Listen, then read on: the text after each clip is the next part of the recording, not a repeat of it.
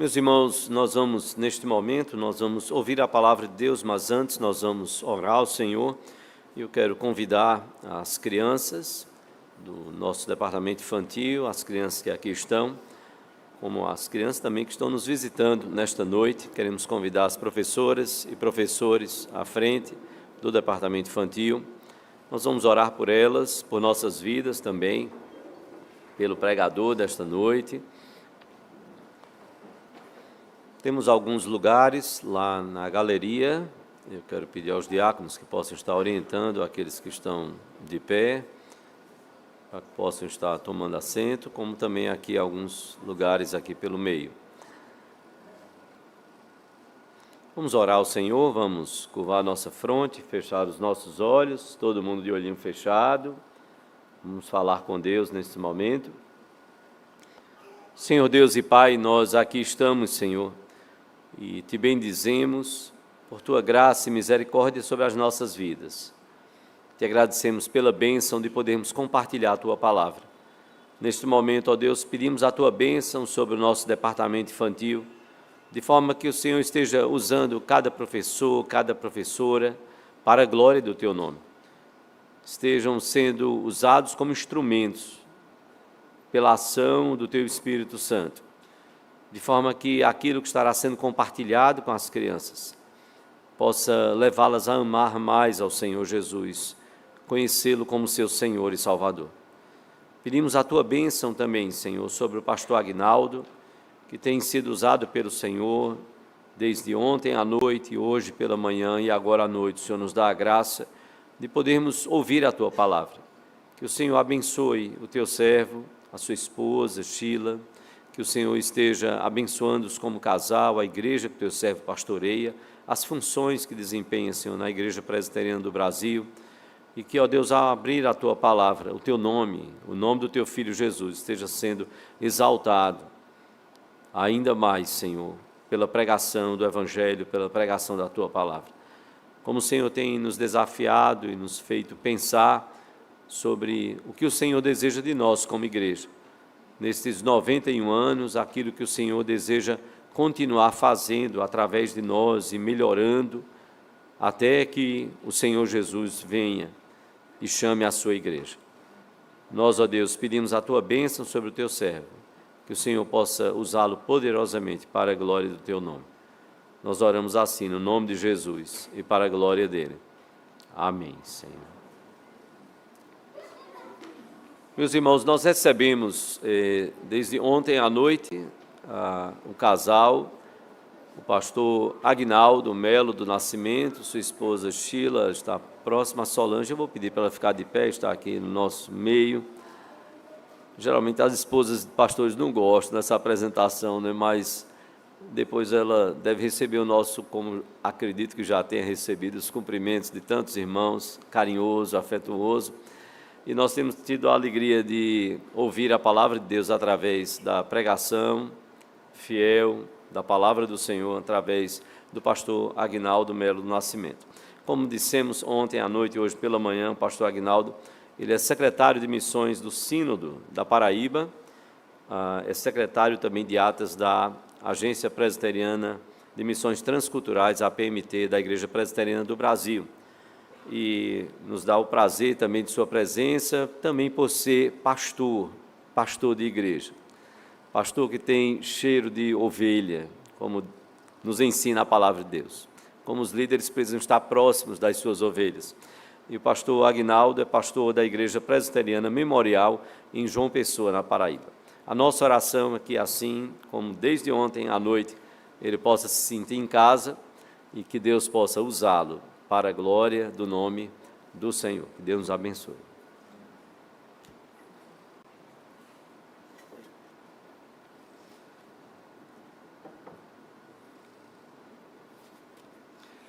Glória a Deus. A igreja dele está glorificando o seu nome. Amém, amados? Amém. Que bom que você está aqui. Se você pôde vir ontem, Deus falou o seu coração. Hoje pela manhã, Deus falou o seu coração. Deus fala o seu coração onde você estiver. Mas aqui, Deus tinha uma palavra e tem uma palavra especial para você também. Deixe-me responder a uma pergunta que talvez mais alguém tenha feito. Ele fez agora à noite. O senhor disse que não era crente quando começou a namorar com a sua esposa. Como foi que o senhor se converteu? Eu recebi de presente o Novo Testamento dos Gideões.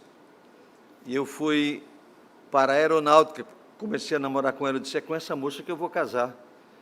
Então, fui para a aeronáutica querendo uma melhorada na minha vida. As coisas vividas antes eram bem difíceis.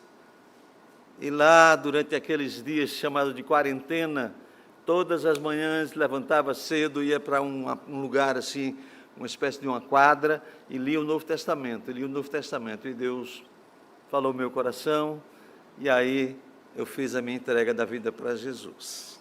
Amém? Alguém aqui já se converteu lendo o Novo Testamento dos Gideões? Vocês precisam conhecer o ministério dos Gideões, viu? É maravilhoso. A palavra é semeada em vários lugares e sempre tem alguém sendo abençoado, alguém que Deus escolheu para a sua glória, que recebe a palavra e a sua vida é transformada. A outra coisa que eu preciso dizer para vocês, eu estou casado há 48 anos com a dona Sheila. Nós temos 3 filhos e 10 netos. Então, a moçada lá trabalhou, né? Evidentemente que os 2 homens casaram muito cedo, e aí eles tiveram que fazer um segundo casamento para tentar ajustar a vida. Então, um só deles, o Shalom, ele tem 5 filhos, sozinho, mas é nos 2 casamentos.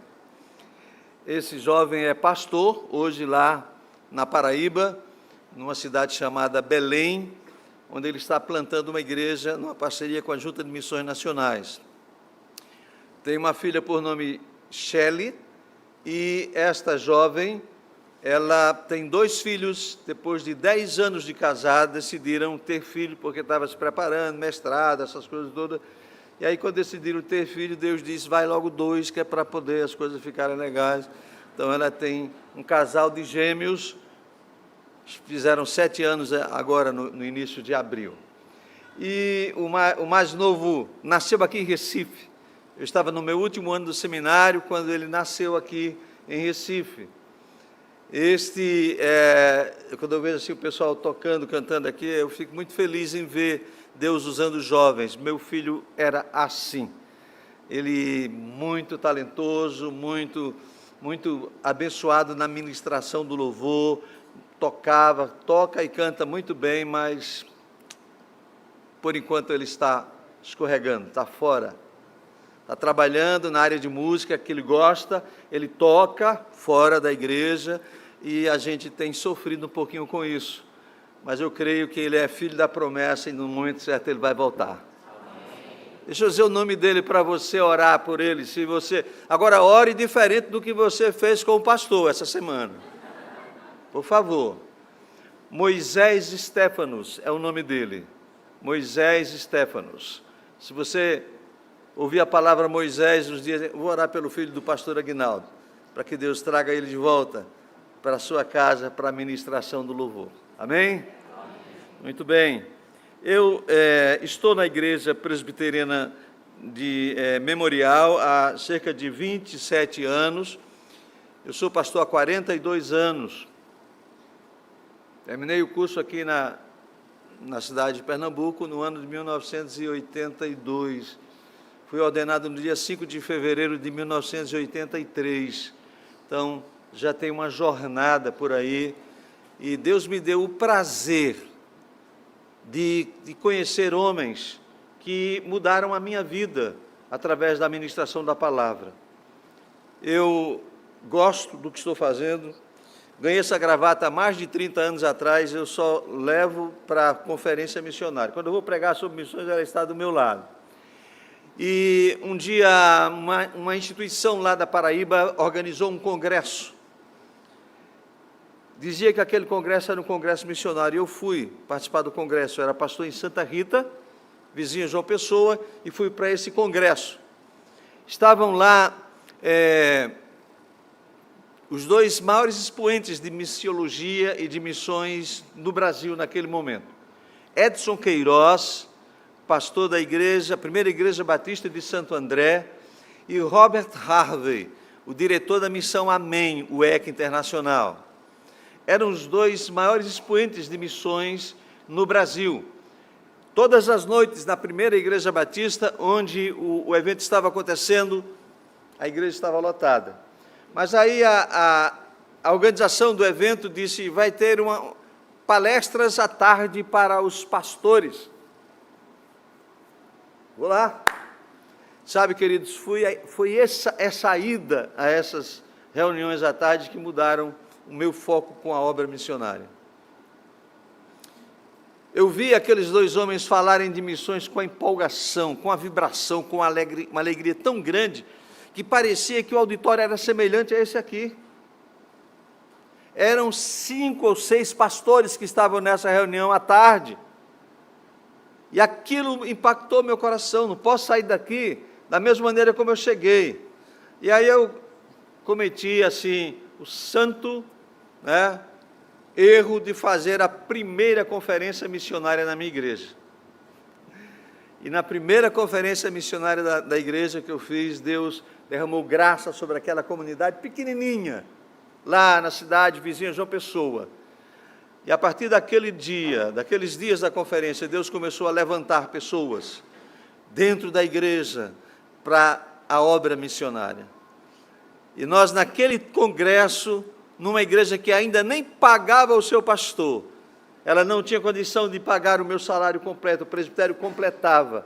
A igreja adotou um missionário da Assembleia de Deus, que foi um dos preletores do congresso. E nós começamos a dar $50 a ele por mês, para ele ser missionário da Operação Mobilização no navio Dulos. Foi um trauma para João Pessoa, porque como é que a igreja não pode pagar o pastor, mas ajuda ao missionário da Assembleia de Deus? Mas era isso que Deus queria, irmãos. E aí a gente foi trabalhando e o pastor Edson Queiroz ficou sabendo disso. Como é que tem um pastor presbiteriano, uma igreja presbiteriana que adotou um missionário da Assembleia de Deus? Eu quero conhecer esse rapaz. E eu fui na igreja dele, ele me convidou para dar esse testemunho lá, e aí passei a ser um amigo dele e andar com ele, ministrando a palavra, ministrando para pastores e líderes, e aí Deus foi aquecendo o meu coração, e eu fui me envolvendo, pregando em várias igrejas com o pastor Edson. Até que um dia, eu ouvi alguém dizer assim, Aguinaldo, você quer participar da APMT? Digo, olha que bênção, eu não faço nada de missões na minha igreja, eu só trabalho com outras igrejas. E aí eu entrei na APMT, irmãos, na época que o Roberto Brasileiro, eu estou como presidente, eu não sei mais nem quantos anos faz, porque faz muito tempo, né? Então, foi lá no Rio de Janeiro, uma reunião que teve do Supremo Concílio, e desde aquela data, eu estou um pouco mais de 20 anos trabalhando com a APMT. Hoje eu faço parte da diretoria, tenho estado presente, ouvindo missionários, candidatos a missionários, aprovando projetos, enviando pessoas para o mundo. Então, isso tem sido... Nós tinha um pouco mais de 60 missionários na APMT, hoje tem 300 missionários na APMT. A nossa agência de missões transculturais tem mais de 300 missionários em todos os lugares onde nós propomos chegar. São mais de 40 países onde a Igreja Presbiteriana do Brasil, através da APMT, tem missionários. As tribos indígenas do Brasil, os quilombolas, eu não sei onde é que o irmão está por aqui hoje, mas está ali, né? Os quilombolas, os indígenas, latinos no Brasil. Então, hoje nós temos trabalhos em vários lugares, irmãos. Você, a igreja, o seu dízimo, você é dizimista? Pastor, vou ouvir um amém da igreja que é dizimista. É dizimista, amém? Amém. Eita, glória! Eita, maravilha! Então, o seu dízimo, se a igreja é fiel na contribuição ao Supremo Concílio, o seu dízimo vai para a obra missionária parte dele. De cada R$100 que você entrega de dízimo, R$52, desculpe, estão indo para a obra missionária, que a Igreja Presbiteriana investe nas 4 áreas de obra missionária, investe no PMC, no plantio de igreja, na Junta de Missões Nacionais, investe também na PECOM, Agência Presbiteriana de Evangelização e Comunicação, e investe na APMT, Agência Presbiteriana de Missões Transculturais. Então, nós trabalhamos assim, irmãos. Graças a Deus, tem sido um privilégio servir a nossa igreja, a Igreja Presbiteriana do Brasil, através da APMT. Não temos trabalho muito fácil, não, porque é selecionar pessoas, receber pessoas, enviar pessoas, cuidar de pessoas no campo, trazer de volta quando não está dando certo. Então, nós estamos nessa luta, mas Deus tem abençoado. E se você é dizimista, e se a igreja envia o seu dízimo no Supremo Conselho, você faz parte disso. Só espero que um dia você seja um ofertante para a obra missionária. Chega para o seu pastor e diz: pastor, está aqui, ó. Essa aqui não é para o dízimo, não. Aqui eu já dei o dízimo, mas estou dando uma oferta para missões. Manda para um missionário aí.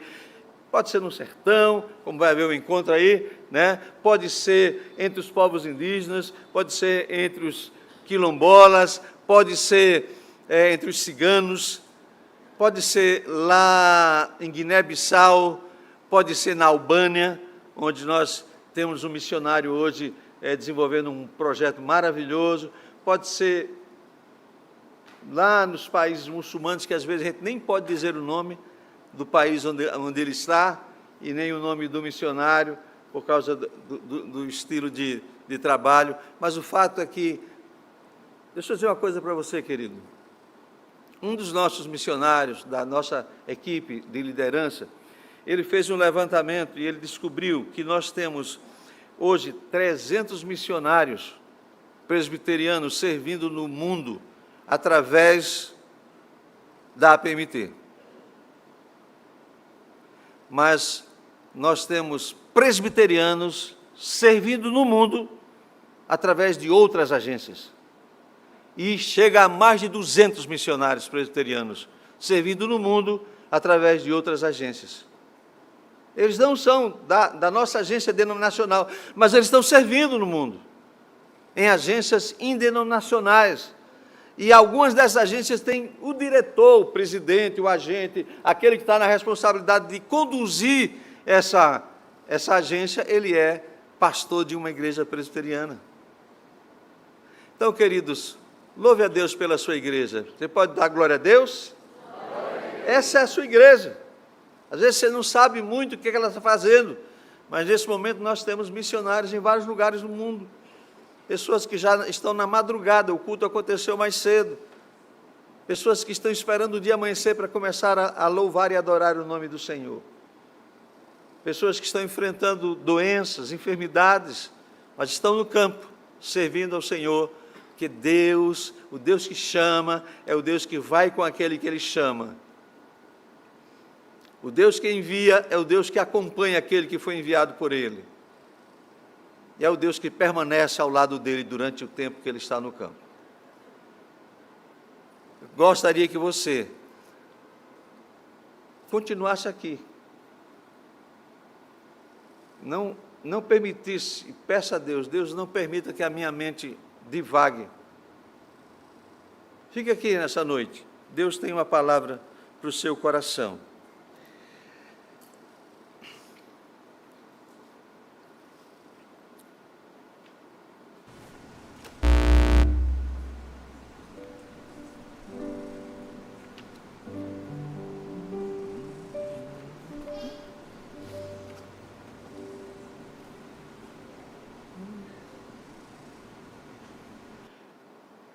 Eu começo e você vai depois, tá bom?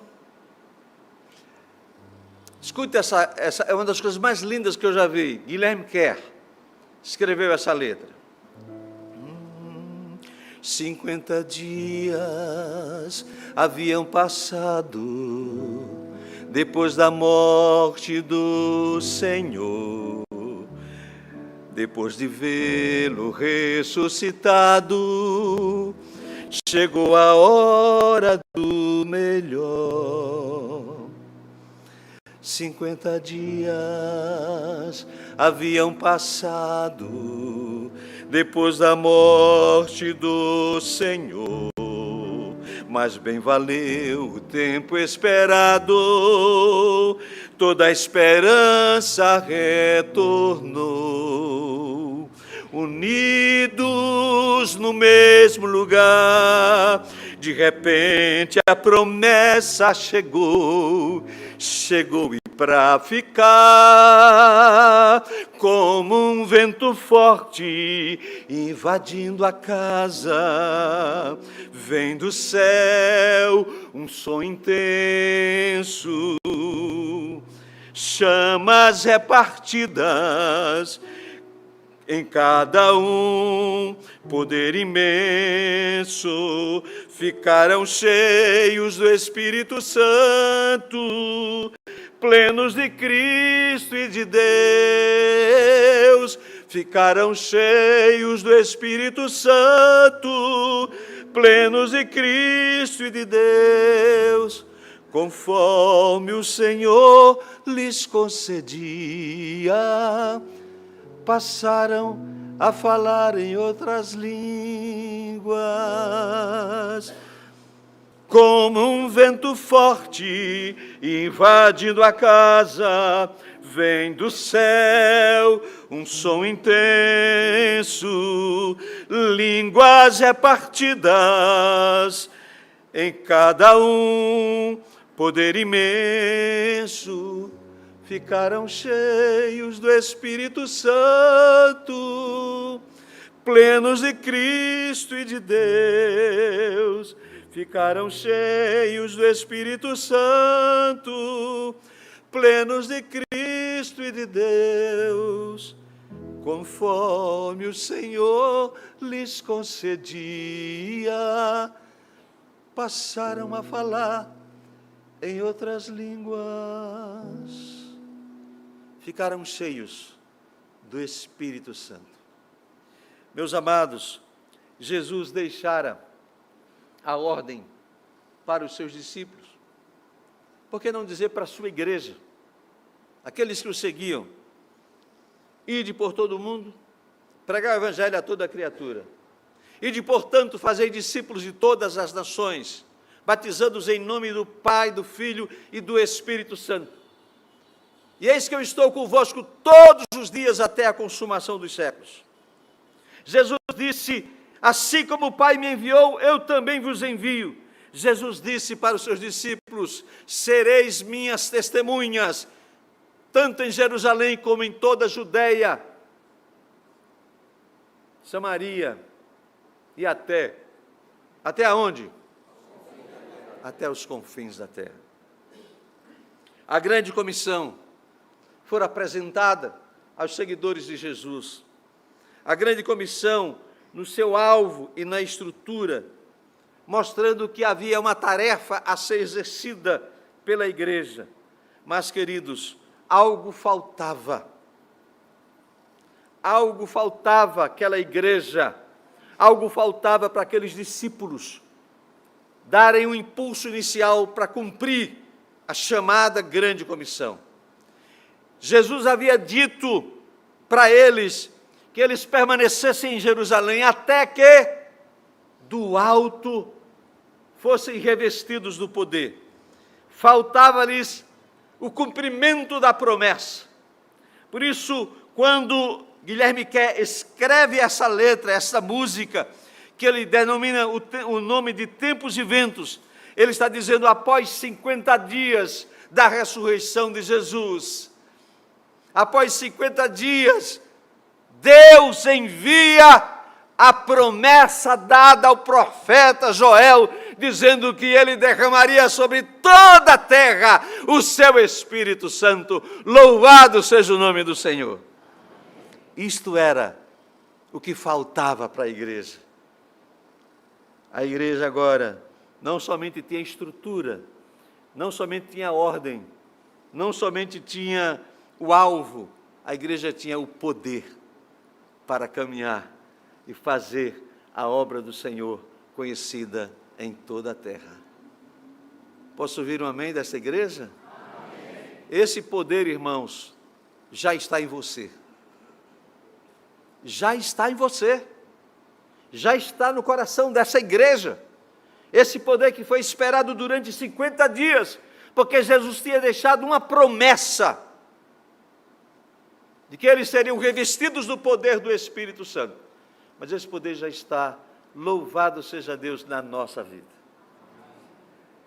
O poder do Espírito Santo não é privilégio de nenhuma igreja pentecostal. O poder do Espírito Santo é privilégio da igreja lavada e comprada pelo sangue de Jesus. Ele habita em você, habita em nós.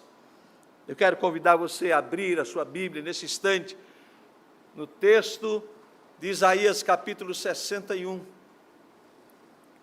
Isaías capítulo 61.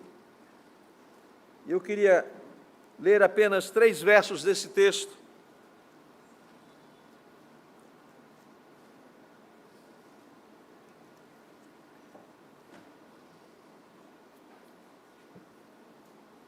Vamos ler juntos, já que são 3 versos apenas.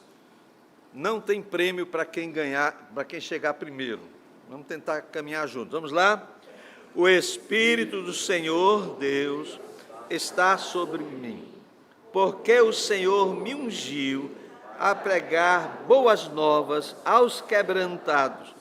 Enviou-me a curar os quebrantados de coração, a proclamar libertação aos cativos e a pôr em liberdade os algemados, a apregoar o ano aceitável do Senhor e o dia da vingança do nosso Deus, a consolar todos os que choram e a pôr sobre os que em Sião estão de luto uma coroa em vez de cinza, óleo de alegria em vez de pranto, vestes de louvor em vez de espírito angustiado, a fim de que se chamem carvalhos de justiça, plantado pelo Senhor para a sua glória. Curva a sua cabeça, meu irmão, em nome de Jesus. Pai, a tua palavra foi lida, e agora o mesmo Espírito que a inspirou, que ele nos leve a compreendê-la, e dela tirarmos lições para a nossa vida pessoal. Fala, Pai, pessoalmente ao coração da tua igreja, mas fala comunitariamente, que a igreja se mova no mover do poderoso Espírito de Deus que habita em nós, para a glória do teu nome, em nome de Jesus, amém. Muito bem, queridos, o profeta Isaías é chamado, muitos dos estudiosos que leem Isaías dizem que Isaías é uma espécie de o rei dos profetas. Ele é chamado profeta messiânico, porque grande parte da sua profecia trata da vinda do Messias, do Senhor Jesus. É chamado também do profeta evangélico. É o evangelho do Antigo Testamento, o livro do profeta Isaías. É o profeta que mais se identifica com a vida e com o ministério de Jesus Cristo. Então, e ele tem essa característica nas suas palavras. Esse capítulo 61, esse texto, o profeta trata das áreas de abrangência do ministério público de Jesus. Quando nós lemos o capítulo 4 do Evangelho de Lucas, nós vamos encontrar Jesus visitando uma sinagoga, e ele abre as Escrituras nesse texto. E quando ele abre as Escrituras, ele lê o capítulo 61 de Isaías, e ele, quando termina de ler, ele diz uma pequena frase: hoje se cumpriu o que está escrito nesse texto. Hoje se cumpriu o que está escrito nesta profecia. Sabe, queridos, o Espírito Santo, ele veio naquele momento e trouxe a realidade da compreensão para aqueles que estavam ouvindo Jesus, que o Senhor estava presente para aplicar a obra do Deus Todo-Poderoso. E nós sabemos que, dentro da teologia, o Espírito Santo não é privilégio de A, B ou C. O Espírito Santo, ele é o Deus triuno, o Deus presente na vida da igreja, porque ele veio, como diz aqui a melodia do Guilherme Quer, chegou e para ficar. Quando o Espírito Santo veio, ele cumpriu a profecia de Joel, ele veio, foi derramado plenamente sobre a igreja do Senhor. Não existe essa realidade do Espírito entrar e sair mais. Ele chegou para ficar. Se ele entrou na sua vida, ele entrou para ficar. E ele vai usar você graciosa e poderosamente. Então, meus irmãos, o Espírito do Senhor está sobre mim. Foi essa a palavra de Jesus. O Espírito Santo está presente. Ele tem o papel de revelar as virtudes de Cristo. João, já perceberam isso? Através dos milagres que Jesus realizava. E agora as palavras contundentes de Jesus fazem com que ele possa dizer, esse poder que aqui está dito, o Espírito Santo do Senhor está sobre mim, sobre a minha vida. E a partir dessa realidade, eu queria concluir essa série de reflexões que começamos no sábado, quando falamos sobre o fato de sermos chamados, somos chamados para frutificar. Diga comigo essa frase, somos chamados para frutificar. E hoje pela manhã nós falamos sobre, vamos aos campos que estão brancos, vamos aos campos que estão brancos. Mas você foi chamado, o campo está pronto para ser colhido, mas há alguma coisa extraordinária que precisa acontecer na sua vida. Você precisa resgatar o sentimento de quem você há o maior poder que existe sobre a terra, o poder do Espírito Santo. Então, o poder do Espírito Santo, dádiva divina, põe adiante, querido, por favor, dádiva divina para qualificar o trabalho missionário da igreja. O trabalho missionário da igreja é qualificado pela presença do Espírito Santo no coração daqueles que foram escolhidos desde antes da fundação do mundo, que foram chamados, que foram justificados, e que Deus já olha para eles de maneira maravilhosa, dizendo, aqueles aos quais chamou, justificou, aqueles aos quais justificou, Ele já glorificou. Você foi chamado no poder do Espírito Santo, e você é uma igreja. Você faz parte de uma igreja que anda no poder do Espírito Santo. Você acredita nisso, meu irmão? Olha, uma das coisas que o demônio, o diabo, tenta imprimir na vida de algumas pessoas é que elas não precisam ser alegres com Deus, não precisam ter ousadia no ministrar a palavra, não precisam ter força para repreender Satanás. O pastor Edson Queiroz gostava muito de contar algumas histórias nas nossas conversas. Ele disse, um dia eu estava em casa, Agnaldo, ele me chamava de bichinho. Bichinho, um dia eu estava em casa, o telefone toca, era um irmão da igreja. Pastor, estou precisando do senhor, pastor, o que está havendo aí? Vinha cá, por favor. O que foi que houve, meu irmão? Tem uma endemoniada aqui em casa. Ele disse, o irmão é crente? Sou. Irmão, tem o Espírito Santo no coração? Tenho. O irmão tem Jesus? Tenho. Então, boa noite e repreenda em nome de Jesus esse demônio aí, né? Então, às vezes a gente acha que a gente tem que transferir para outras pessoas aquilo que já habita em nós, o poder do Espírito Santo. Nós somos a igreja do Senhor, comprados pelo sangue de Jesus, mas quem autenticou essa verdadeira compra foi a presença do Espírito Santo de Deus, porque a Bíblia deixa muito claro que Ele aplica a obra de Cristo em nossa vida. Então, a primeira verdade sobre essa realidade do poder do Espírito Santo que eu queria partilhar, são ministérios que Jesus declara quando Ele lê esse texto. Jesus viveu essa realidade.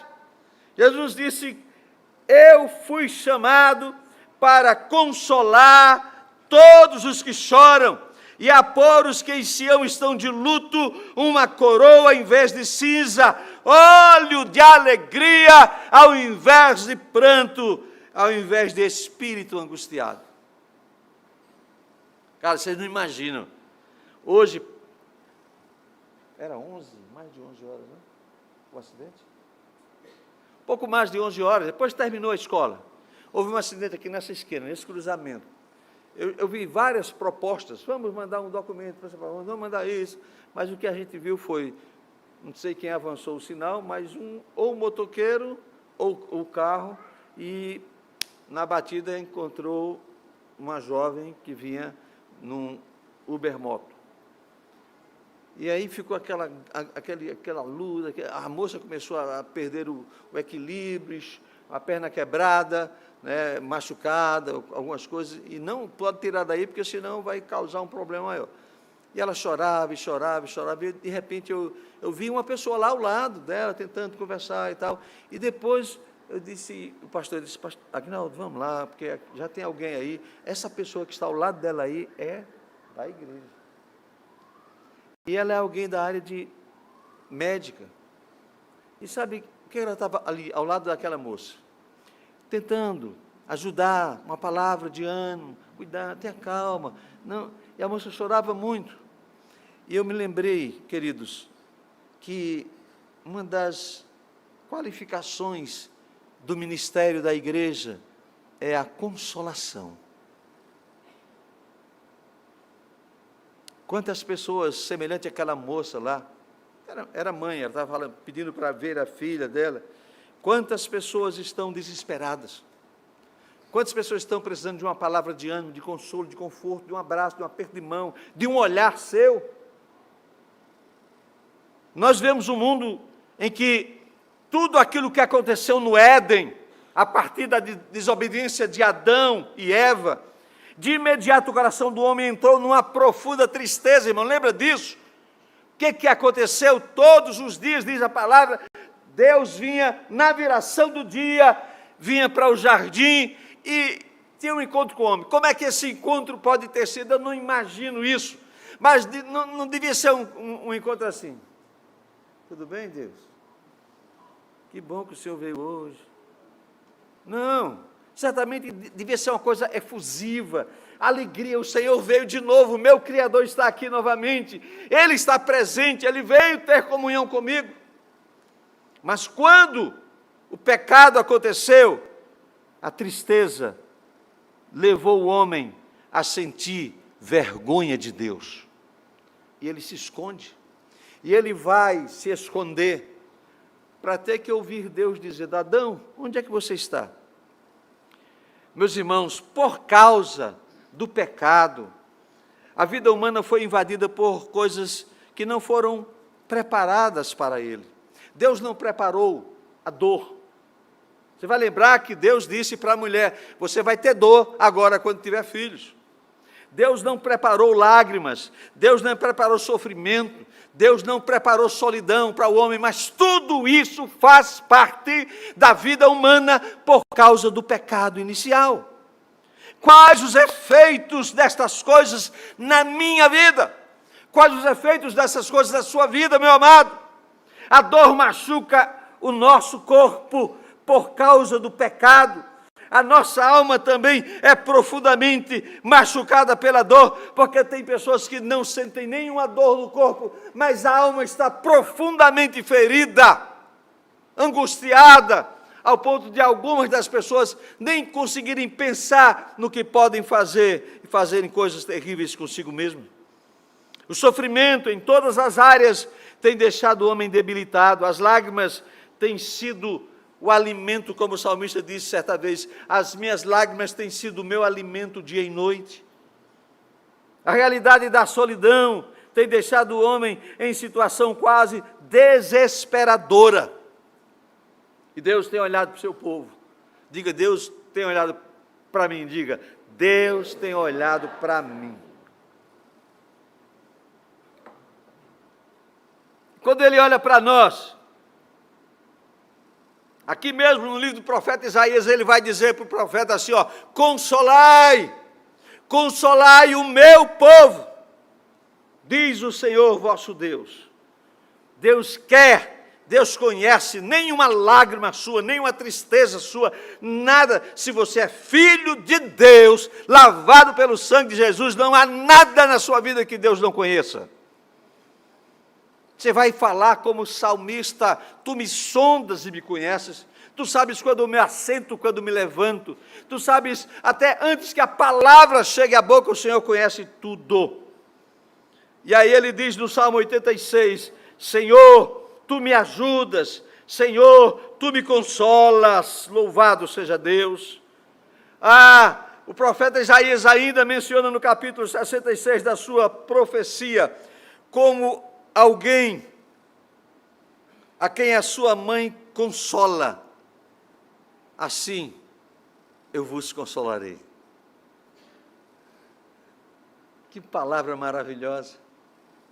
Deus cuida do seu povo, Deus cuida da sua igreja, como alguém a quem uma mãe consola. Deus diz assim: eu quero consolar vocês. Meus amados, a vida de Jesus como Messias, como enviado do Pai, ele veio para ser o consolador de Israel.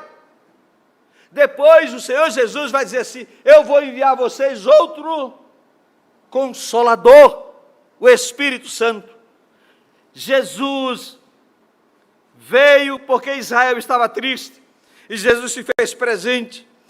Quem se aproximou de Jesus foi consolado. Quem se aproximou com Jesus teve a sua vida impactada. Hoje pela manhã nós falamos sobre a mulher samaritana. Teve a sua vida transformada, mesmo diante de todo o pecado que ela cometia. Nós ouvimos falar daquela mulher que foi levada à presença de Jesus porque havia sido pega em pecado. Interessante, ela estava pecando sozinha? Estava com quem? Com algum homem, não é verdade? Mas quem foi levado à presença de Jesus? A mulher. Jesus teve uma palavra de consolo para aquela mulher, depois que ele coloca todos impactados: quem não cometeu pecado, que atire a primeira pedra. Onde estão os teus acusadores? Ninguém estava aqui. Vá em paz e não peques mais. Deus é o nosso consolador. Louvado seja o nome do Senhor, queridos. Quem se aproxima de Jesus é consolado pela presença dele e pela sua palavra. A igreja precisa seguir o ministério de Jesus. Ele disse: consolar todos os que choram.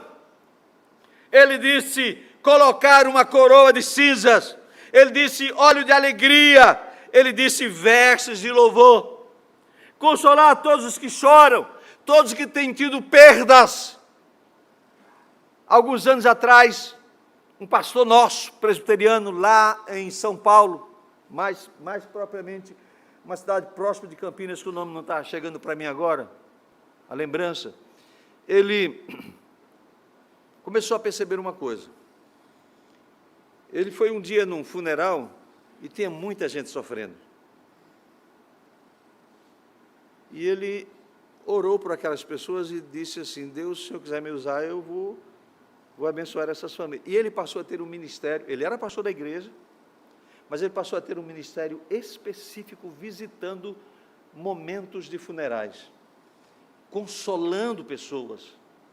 E dessas pessoas consoladas, muitas foram convertidas, muitas receberam a graça salvadora do Senhor.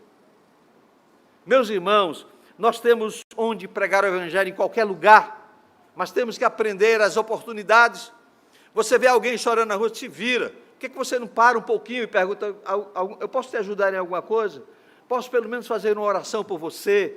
Você vê pessoas sofrendo e às vezes você fica insensível. Não estou falando especificamente para você, mas a realidade do mundo que a gente está vendo hoje, queridos. Perdas, coroa em lugar de cinza, isso é, Deus nos coloca vitória na nossa vida. É a ideia de que ele diz assim: olha, o óleo da alegria vai vir sobre a sua vida no lugar do pranto. Isso faz lembrar o salmo que diz que o choro pode o quê? Mas a alegria vem ao amanhecer. Deus está consolando a sua igreja. Deus está consolando o seu povo, amados. vestes de louvor, ao invés de espírito angustiado. Cantar para vencer, o poder da música, o poder do louvor no meio da tribulação. Lembrando de Paulo e Silas, o momento mais crítico da vida daquela dupla de missionários. Eles estavam lá no profundo da prisão, cantando louvores a Deus. Maravilhas. O ministério da consolação requer de nós despojamento. Sabe por quê, queridos? Porque consolar é aliviar a dor daquele que sofre. Consolar é servir de suporte para alguém necessitado de carinho, de conforto, alguém necessitado de amor. Consolar é uma arte que envolve despojamento. Despojamento, porque você vai ter que se disponibilizar para ouvir o seu semelhante.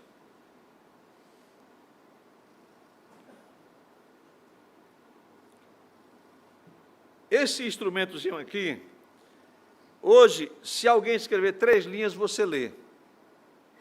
Se alguém escrever 20 linhas, você já não tem mais a mesma vontade de ler. E muitas vezes, se você pega um áudio, 20 segundos, 30 segundos, você ouve. Se for 5 minutos, você não quer ouvir mais. Nós achamos que estamos perdendo tempo.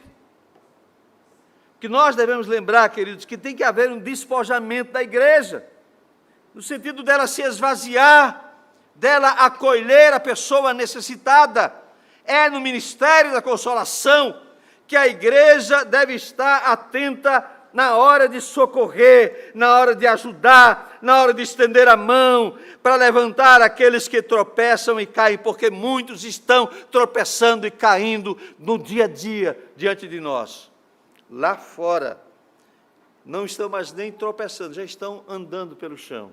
Na igreja, nós temos pessoas que tropeçam e caem. E às vezes nós não fica aí mesmo, nem estender a mão para ele levantar, não. Mas esse ministério é seu, meu irmão. O ministério da consolação. O Espírito do Senhor Deus está sobre mim, disse Jesus. E Ele me enviou para consolar todos os que choram. Você tem o Espírito, eu não sei consolar ninguém. O Espírito Santo mora em você. Você vai conseguir consolar pessoas, falar das maravilhas que Deus fez na sua vida, falar das maravilhas que Deus fez na história, que ainda hoje Ele faz, para que o nome dEle, e não o nome do pastor, e não o nome da igreja, e não o seu próprio nome seja glorificado, mas Deus é glorificado. Meus amados, consolar é o ministério da igreja. A igreja deve desenvolver essa realidade. Você lembra do profeta Isaías, ele dando assim uma identificação de quem era o Messias? Quais são as primeiras palavras que ele profere? Ele será chamado o quê? Maravilhoso Conselheiro. Esse é o ministério que Jesus deixou com a sua igreja também. Ah, queridos, louvado seja o nome do Senhor. Você vai lembrar de homens que a Bíblia chama para esse ministério. Paulo encontrou alguém. Paulo era um homem, não sei nem qual era o temperamento, ajudava todos os temperamentos juntos na vida dele. Então, Paulo era aquele cara, impetuoso, saiu de Jerusalém com autorização para ir até Damasco, para pegar os cristãos que ainda nem eram cristãos, eram chamados do caminho, e trazê-los para Jerusalém. Sabe como eles vinham? Eles vinham puxados, eles viriam arrastados, e era 190 quilômetros de distância, imagine, entre o lugar que Paulo saiu e o lugar para onde ele ia, que era Damasco. E aí Deus chegou primeiro em Damasco, aleluia, e fez uma batida em Paulo, assim, no meio do caminho lá. E ele foi transformado. Louvado seja Deus. E agora, Paulo precisava de ajuda. E aí Deus colocou ao lado de Paulo um homem chamado Barnabé. Sabe como é que os crentes de Jerusalém chamavam Barnabé? Filho da consolação. Filho da consolação. ele era alguém que sabia aconselhar, caminhar ao lado, ajudar. E a gente vê isso, irmãos, quem sabe você pessoalmente vai procurar o pastor e vai dizer assim: pastor, eu quero iniciar nessa igreja o ministério Barnabé. Barnabé é para doar todos os seus bens? Não, não é essa parte não. É aquela ação de consolar pessoas. Eu quero orar, abençoar, ter uma palavra de ânimo. Eu já tenho irmão fulano, que eles gostam de aconselhar pessoas, de ajudar pessoas que estão sofrendo no hospital, nas ruas, em qualquer lugar, e você se coloca à disposição para abrir um novo ministério na vida dessa igreja, e vidas vão ser aliviadas da dor, e sendo aliviadas da dor, vão perceber que Jesus transforma o coração delas. Então, queridos, o ministério da consolação diz respeito à aceitação da pessoa como ela é, e muitas vezes nós olhamos para as pessoas e nós queremos que elas fiquem do jeito que a gente é, e não entendemos o sofrimento delas e não estamos ajudando a vencer a sua luta. Somente o poder do Espírito qualifica a igreja para o exercício desta atividade ministerial. Mas onde é que está o poder do Espírito? Está onde? Está onde? Está no coração da igreja. Então, somente o poder do Espírito pode qualificar a igreja para consolar aqueles que sofrem. Esse é um ministério maravilhoso. Você vai encontrar poucas pessoas se colocando à disposição do Senhor para ser alguém que leva uma palavra de consolo, para visitar os enfermos, para visitar os que sofrem, as viúvas.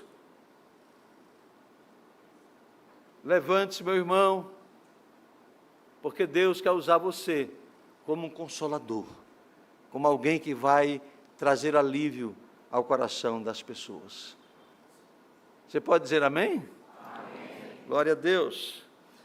Daqui mais algumas semanas, quem sabe, eu vou ligar para o pastor e perguntar: pastor, e aí? O Ministério de Consolação nasceu? Ô, glória! Maravilha, né, gente? Eu acho que você está aí dizendo assim: eu acho que esse ministério dá certinho para fulano de tal. Mas é para você.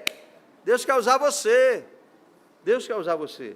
A outra realidade aqui de ministério que Jesus, ao ler esse texto de Isaías, ele mostra para nós que aquele ministério era importante na vida do povo de Israel e, consequentemente, na vida da igreja. Essa frase aqui que ele diz: a proclamar libertação aos cativos e a pôr em liberdade os algemados. A igreja é qualificada para o ministério da libertação. Aí você vai dizer: lá naquela igreja tal tem o culto de libertação, igreja tal tem o culto de libertação, é o culto de tarde, porque de noite não pode ser liberto de noite não, só pode ser à tarde, né? Normalmente, esses cultos de libertação não são à noite, em dia de culto normal, é um culto à tarde, alguma coisa assim, porque quem vai lá, né, só acredita que o Espírito só vai libertar naquele momento. Gente, você tem o ministério de libertação, você tem o selo dado por Jesus. Jesus selou: é meu. Paguei um alto preço na cruz do Calvário. Selei esta vida com a presença do meu Espírito Santo. Está aí ou não está o Espírito Santo? Se está aí, você está selado no poder do Senhor. Então, os séculos passaram, desde a primeira prisão espiritual em que o homem caiu no Éden, o homem continua escravizado e preso pelo pecado. A maior escravidão da qual Jesus está falando é a escravidão espiritual. A libertar os cativos, a pôr em liberdade os algemados. Irmãos, os israelitas, na época de Jesus, eles estavam conscientes da sua história. Eles haviam sido escravos no Egito. Eles viveram por mais de 400 anos debaixo dos seus opressores. Eles foram oprimidos pelos povos quando eles estavam entrando na terra. Eles foram oprimidos pelos assírios. Depois eles foram oprimidos pelos babilônios. depois eles foram oprimidos pelos gregos, e agora, no momento em que Jesus estava lendo essas palavras lá na sinagoga de Jerusalém, nós observamos que os romanos é que estavam dominando os israelitas. Meus amados, os grandes opressores da alma eram a lei, era o pecado, o poder político romano, sobretudo Satanás. Aqueles que ouviam Jesus eram escravizados, mas eles disseram assim para Jesus: olha, nós somos descendentes de Abraão, não sou escravizado não. Como é que você vem dizer que nós precisamos ser livres? Nós somos descendentes de Abraão, como é que vamos dizer que vai ser livre? A libertação dos cativos, irmãos, é um tema que está enraizado nas Escrituras Sagradas.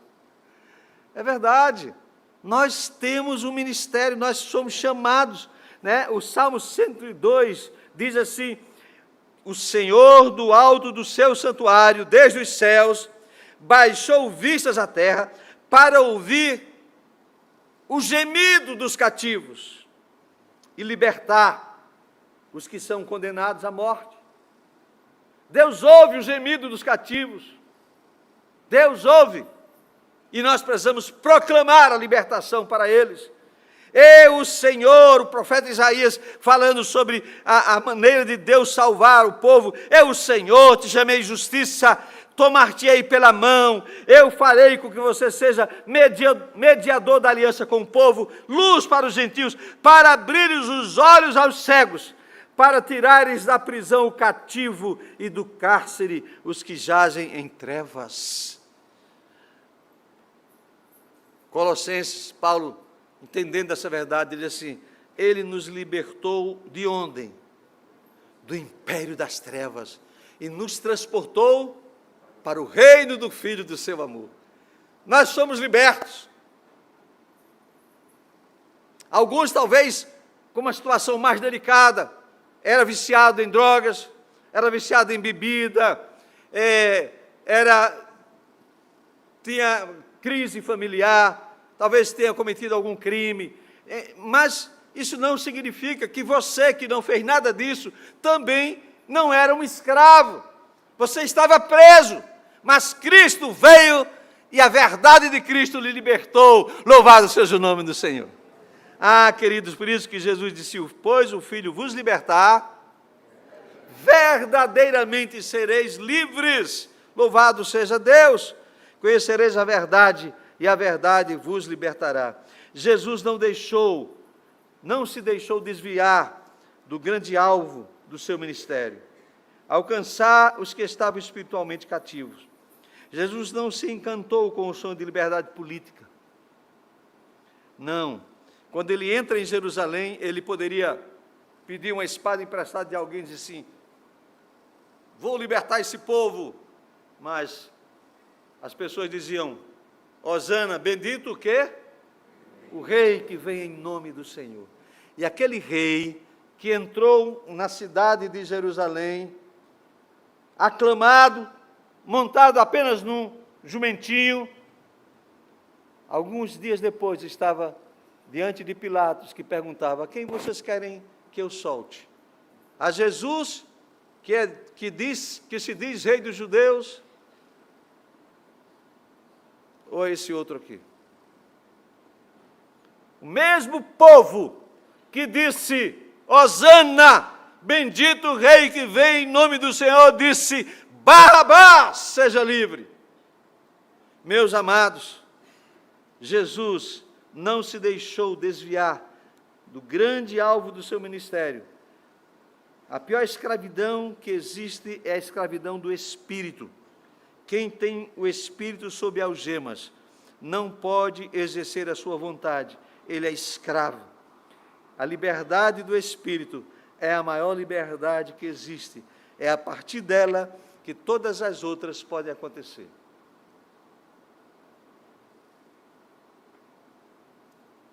Você vai descobrir isso, queridos, quando alguém, ou você mesmo passou por essa experiência de está vivendo um momento difícil de escravidão e você descobriu que Jesus é o seu libertador.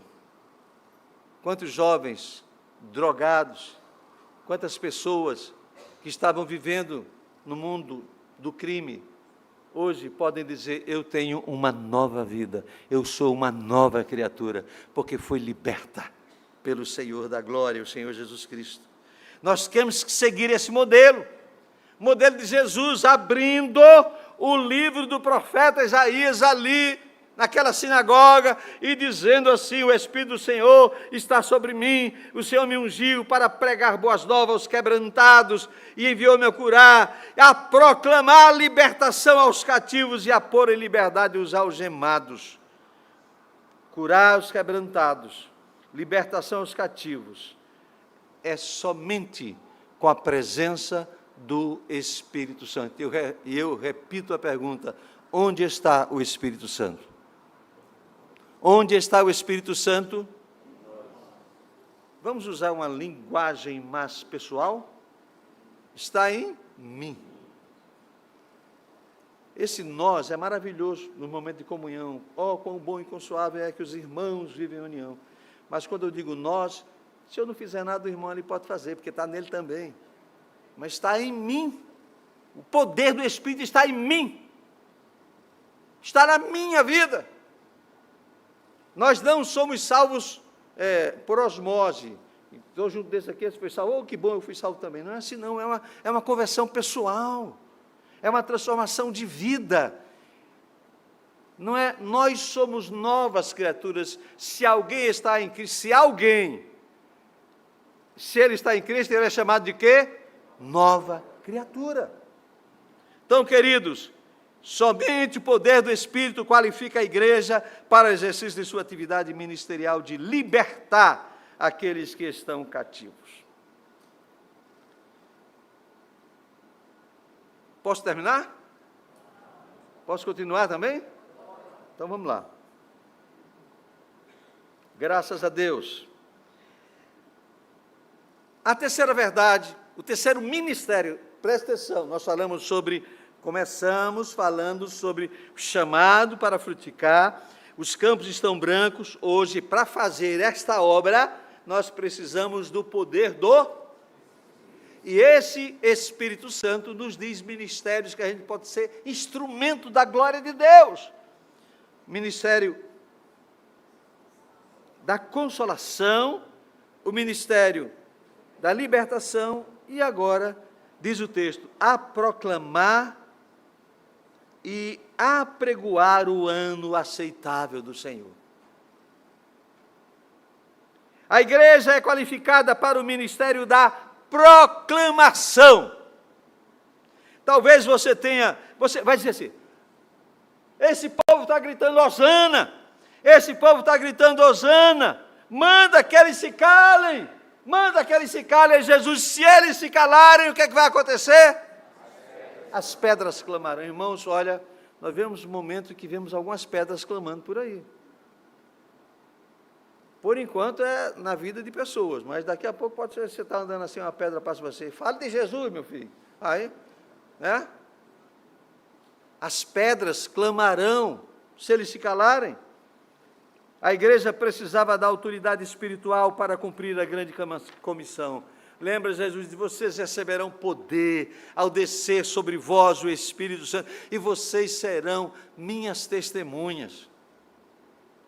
É interessante, esse poder de Deus para a salvação de todo aquele que crê, aquele poder que Paulo diz lá na carta aos Romanos: eu não me envergonho de quê? Do Evangelho, porque o Evangelho é poder de Deus para a salvação de todo aquele que crê. Por isso é necessário um revestimento poderoso do Espírito Santo. Nós vamos ver a ousadia dos apóstolos. Quando eles foram diante do Sinédrio, sabe, uma das marcas indeléveis do ministério da pregação bem-sucedida é a unção do Espírito Santo. Você vai ver lá no texto, quando eles estavam na presença do Sinédrio, Pedro e João foram trazidos ali, e eles responderam em nome de Jesus, que estavam operando milagres. Era no nome de Jesus. eles estavam cheios do Espírito Santo. Quando eles foram desafiados a calar, eles só disseram assim: nós não podemos deixar de falar daquilo que temos visto ontem. Foi ontem. Tem um esportista, esportino,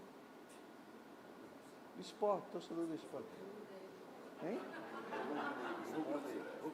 Sofredor, pronto, tem um sofredor. Ontem eu falei sobre o negócio do esporte. Você sai do culto, né? E foi uma frase que eu ouvi num diálogo com o pastor dessa igreja aqui, pastor Mário Alves. Aguinaldo, é muito difícil, a gente termina de pregar, aí a gente anda daqui para ali, quando chega lá na porta, os irmãos estão falando de tudo, menos do que a mensagem que ele ouviu. Graças a Deus, os irmãos hoje de manhã chegaram: pastor, não falei nada de esporte ontem, não sei nada que o esporte não perdeu, só empatou e tal.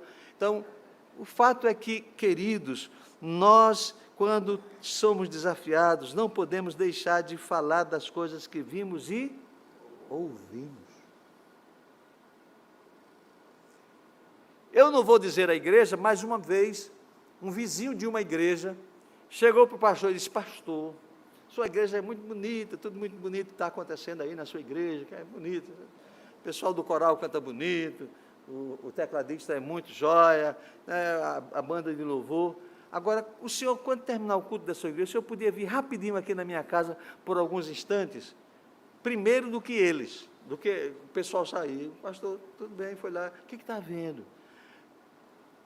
O senhor precisa ficar aqui em casa para ouvir do muro de dentro da minha casa o que os membros da sua igreja falam aí fora.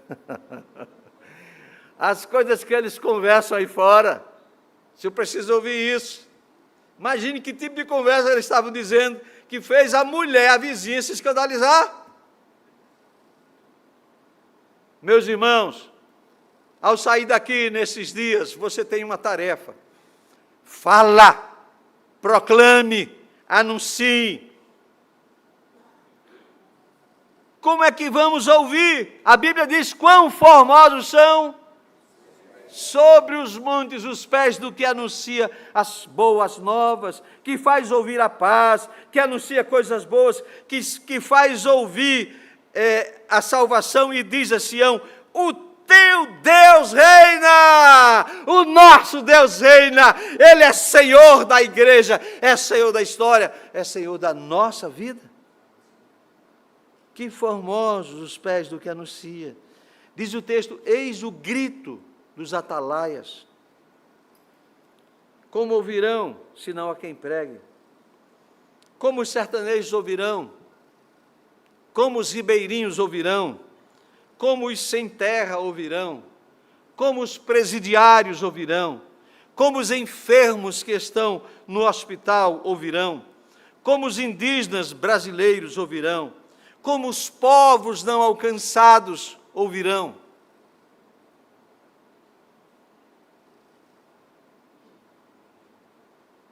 Aí um dia, eu pensando sobre isso, eu pensei assim, e como ouvirão, se não há quem pregue? E como pregarão, se não forem enviados? E como ouvirão, se não há quem pregue? E como pregarão, se não forem enviados? No mundo sem amor, precisa de Jesus, precisa do Evangelho, que traz ao mundo a luz. Comigo agora: e como ouvirão? E como ouvirão, se não há quem pregue? E como pregarão, se não forem enviados? Mais uma vez: e como ouvirão, se não há quem pregue? E como pregarão, se não forem enviados? Igreja, se levanta, proclame ao mundo a paz, declara a todo homem, só Cristo satisfaz. E como ouvirão,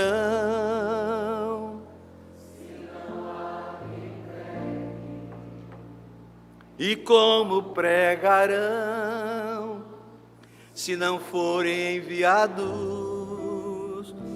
E como ouvirão,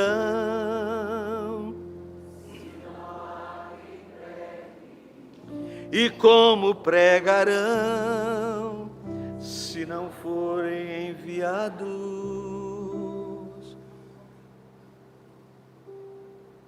Queridos, a ordem do Senhor é esta: fala e não te cales. A palavra de Deus deve ser proclamada para produzir libertação aos cativos.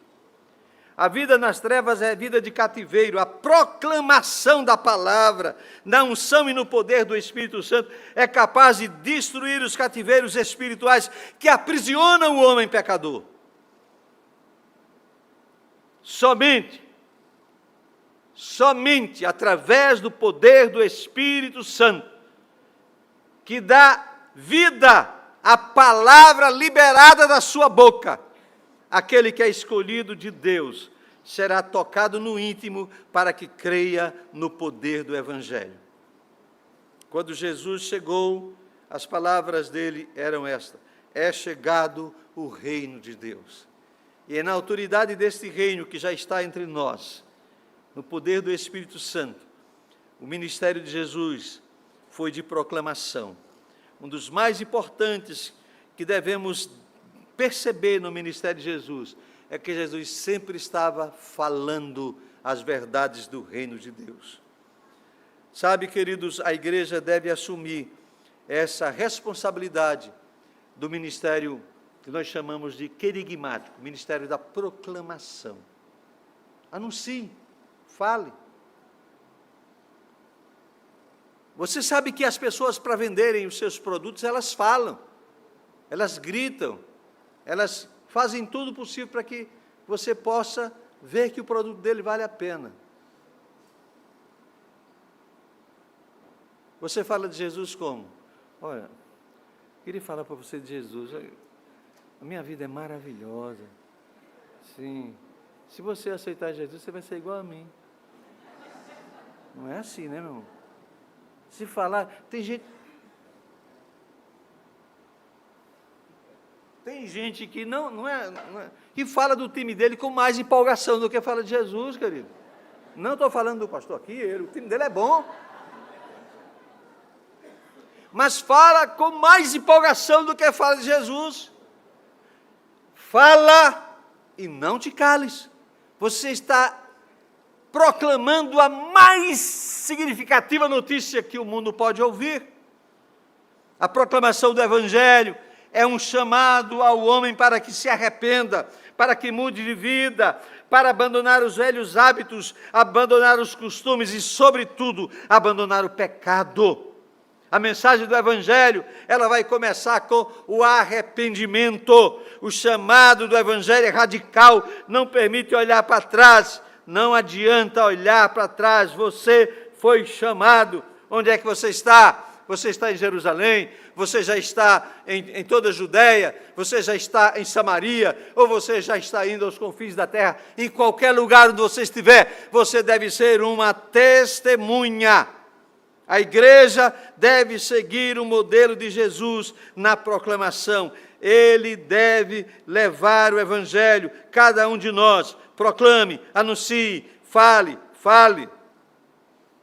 Pregue essa palavra. Porque somente o poder do Espírito Santo é que qualifica a igreja para o ministério da proclamação das boas novas. Coisa linda, né? Eu espero que você, lá no seu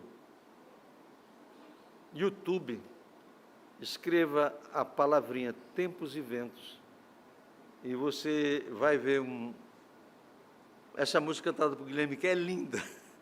O problema é que você vai ver coisa maravilhosa. 50 dias haviam passado depois da morte do Senhor. Aí ele vai dizer, mas valeu o tempo esperado. Ele diz que esse tempo foi importante. Jesus havia dito, fique em Jerusalém até que do alto sejais revestidos do poder. O dia sonhado, chegara. E aí, Guilherme Quer diz, de repente, a promessa chegou. Sabe, irmãos, não houve nenhuma convocação especial, não houve nenhum convite via WhatsApp, é hoje que o Espírito vai descer, enche o cenáculo, sabe? Quantos tinham, quando Jesus proferiu o último contato com os seus discípulos? 500 pessoas. Quantos estavam no cenáculo no dia da descida do Espírito Santo? 120. Você acha que os 380 que não estavam lá, se soubesse que era naquele dia, eles não gostariam de estar lá também? O Espírito está aqui nessa noite, está nesse lugar, é com você. Você está sentindo falta de alguém? Nessa noite, Deus está falando, é com você, com esta igreja, com este povo que aqui está. O poder do Espírito Santo foi uma dádiva para o trabalho missionário da igreja. Passou pela pessoa do Filho, do Verbo que se fez carne, que habitou entre nós, e nós podemos desfrutar deste mesmo poder, porque Jesus Cristo disse, o Espírito do Senhor Deus está sobre mim, Ele me ungiu. Vocês vão receber esse mesmo poder, o poder do Espírito Santo, e assim, por esse poder, a igreja é qualificada para exercer o seu ministério como um ministério de consolação. A igreja vai ter um ministério consolador de pessoas que estão sofrendo, pessoas que estão presas pelo pecado, pelos vícios, serão libertadas, pessoas que estão com os ouvidos fechados, elas terão a oportunidade de ouvir a proclamação. O que é que está sendo dito? Está sendo dito isso, aquilo, mas você está anunciando a palavra do Evangelho. É a melhor notícia, irmão. Tem gente, quando chegar aqui hoje, vai no Fantástico. Dá tempo ainda? Deve dar. Vai ouvir o que foi dito no Fantástico sobre fulano de tal, sobre o presidente, sobre o que está doente, sobre... Mas que vozes você está ouvindo? Escute a voz do Espírito Santo. O Espírito do Senhor está presente para consolar. É Deus com a gente exalando vida, forças para caminhar. O Espírito do Senhor está presente para consolar. É Deus com a gente exalando vida, forças para caminhar. Se você sabe, canta. Ele nos ungiu para pregar libertação e quebrar cadeias, para restaurar os corações e anunciar o ano aceitável do Senhor, a fim de que se chamem, a fim de que se chamem, a fim de que se chamem carvalhos de justiça. Vamos colocar de pé? Ele nos ungiu para pregar libertação e quebrar cadeias, para transformar os corações e anunciar o ano aceitável do Senhor, a fim de que se chamem, a fim de que se chamem carvalhos de justiça. É isso que nós somos, queridos, somos carvalhos de justiça, chamados pelo Senhor para consolar, chamados pelo Senhor para libertar, mas também chamados pelo Senhor para proclamar. Você podia curvar a sua cabeça por um instante? Em nome de Jesus.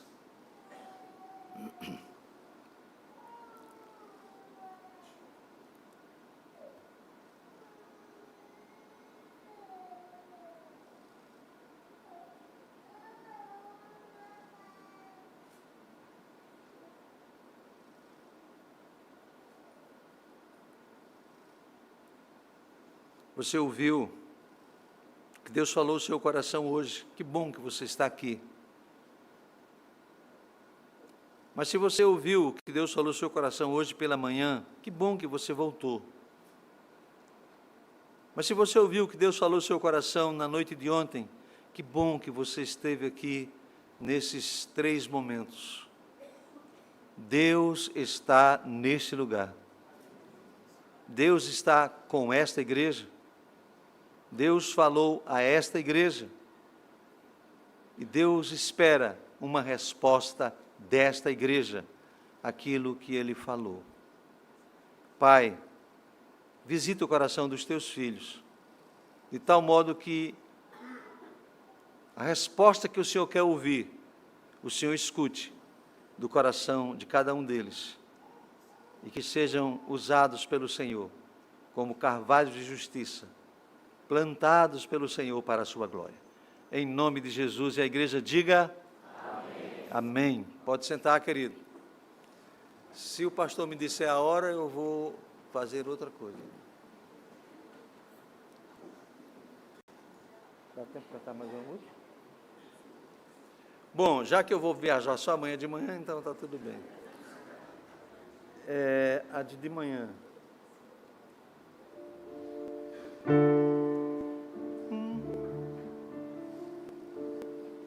A música de manhã.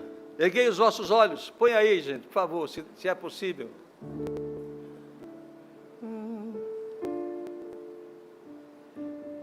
Vamos lá, os irmãos que aprenderam, fiquem em pé. Quem aprendeu de manhã, fiquem em pé. Fiquem em pé quem aprendeu. Eita, maravilha. Olha, pastor, tem mais gente em pé do que na hora de orar por você, viu? Você continua perdendo. Erguei os vossos olhos, vede os campos para colher.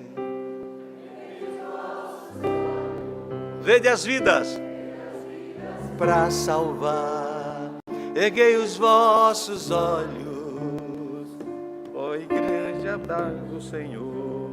Erguei os vossos olhos, pois há muito para colher.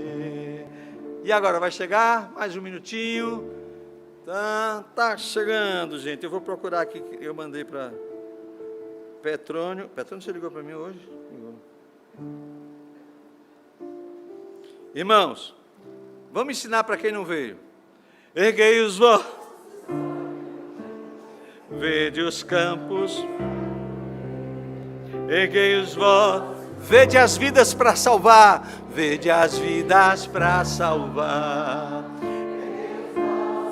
Ó igreja do Senhor, erguei os vossos olhos, pois há muito para colher. Eita, que coisa linda, né? Gente, quem não estava aqui de manhã e que já aprendeu, fica em pé. Você não estava aqui, mas já aprendeu. Não é possível que você não aprendeu. Até que todos fiquem de pé, nós vamos cantar 10 vezes. Até aprender. Aí teve gente que estava sentado, já aproveitou e ficou em pé logo. Vamos lá. Erguei os vossos olhos, vede os campos para colher.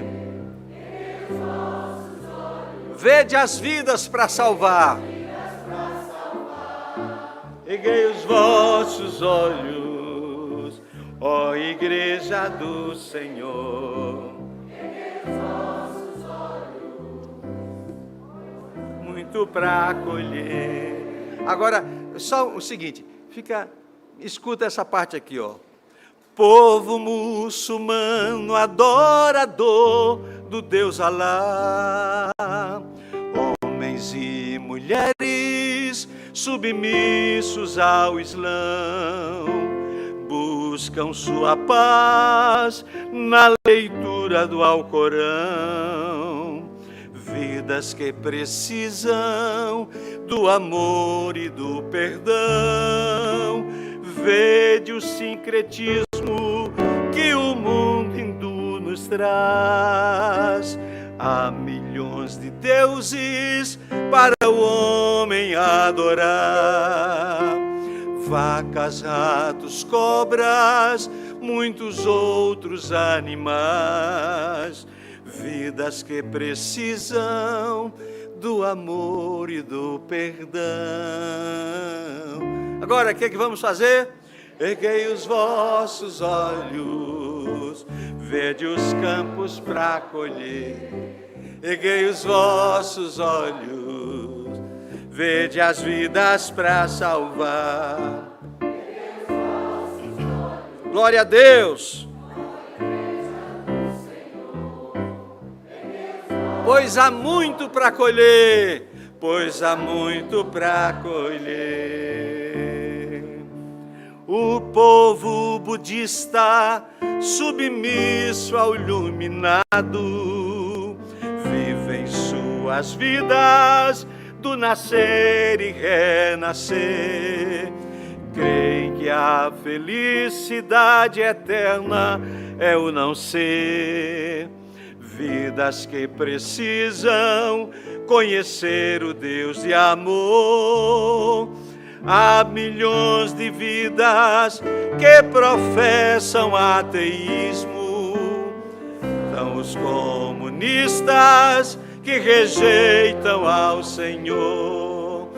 Quanta escravidão ao marxismo-leninista.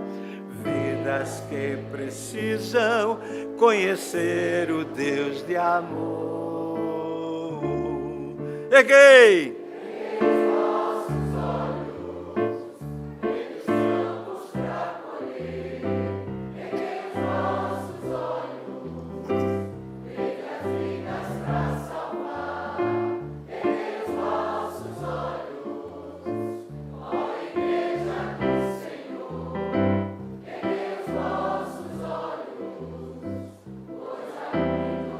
Vamos ver os homens dizendo: erguei os vossos olhos. 1, 2, 3. Erguei os vossos olhos. Vê que coisa linda, os homens cantando com essa voz poderosa.